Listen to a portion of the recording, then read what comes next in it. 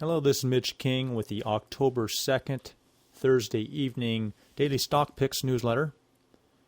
Just want to show you my watch list. At the top here I have Dow Jones, down 348 points, down 3.22%. The NASDAQ was down 92 points or 4.5%, and the S&P was down 4% right here, 4.03%. Here's the XOI, which is the Amex Oil and Gas Index, down 7.21% today. GE was down 9.5%. DOG is a short of the Dow stocks. And this next sector are my financials, starting with the short, ultra short ETF. And here's Bank of America, JP Morgan, on and on in this whole sector. So this is my financial sector, and you can see some of the financials were up. UBS. What I'm going to explain this for is going to go down a list of how I categorize them. I know some of you have seen this before. This next section here is all my energy stocks, starting with Chevron, ExxonMobil. There's ETFs, which is the gas ETFs on the long side. And if you want to be short, you buy DUG, which is an ETF that is short the energy stocks. From gas and oil, here's the major ones: ExxonMobil, British Petroleum, ConocoPhillips, those Chevron. Those are the big guys. Then there's the independents. Now these independents have really taken a real beating lately. And look at these numbers here today.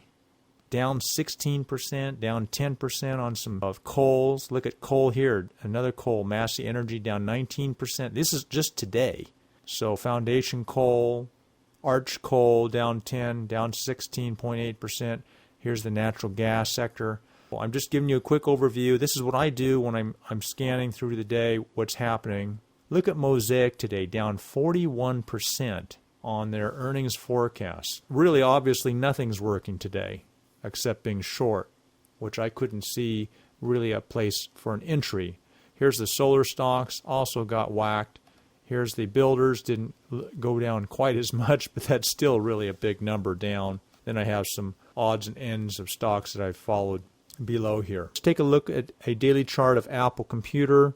Take a look at over 2 years of data here. You can see it's had quite a roller coaster ride from coming all the way up here to over $200. Back down to 110, back up to 185, and here we're down at $100 today at the close. You know, this stock's been really tough to make, or most stocks have been really tough to make work, but this did hit a new low.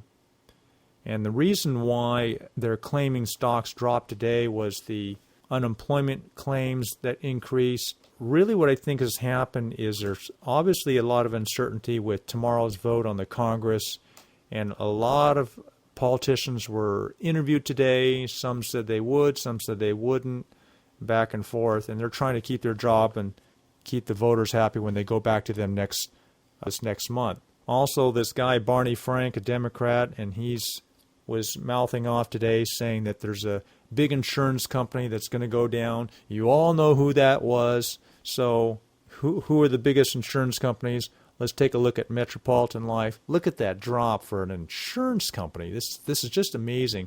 I mean, obviously we're seeing history anyhow, but here's $65 last couple weeks ago, and today we hit a low of $36 on Metropolitan Life. And now these life insurance companies hardly move at all. Their beta, which is the change in the stock relative to the market, is very low.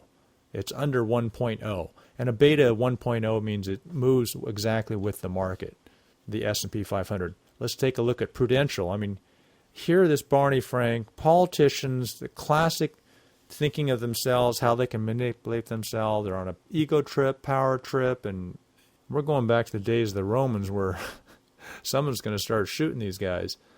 But Prudential dropped huge today, 11% for Prudential.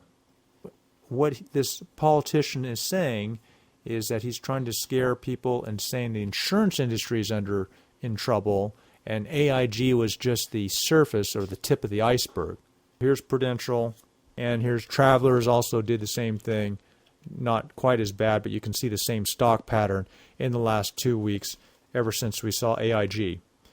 So there's a huge amount of nervousness, and I just didn't think, the only thing that I saw today were intraday trades that you line up with the VIX, the volatility index that I gave last night's training video, so to speak, where you're matching up the peak price of the VIX to try to find an intraday buy point on a stock to go long.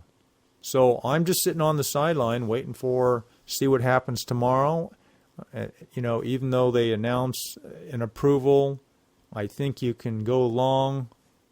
It's just really dangerous times. If you wanted to be safe, you'd sit on the sideline through tomorrow and just watch. And then it's even hard to tell what will happen Monday, even if the House of Representatives approve this rescue package tomorrow. It's hard to tell what will happen the next day.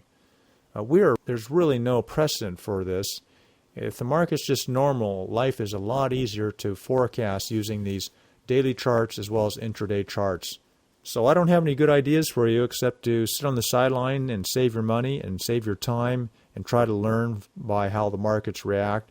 You might see some good intraday trades.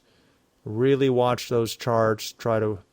If you're really not experienced, I'd really recommend to sit on the side tomorrow. You guys have a great day, and I'll talk to you this weekend.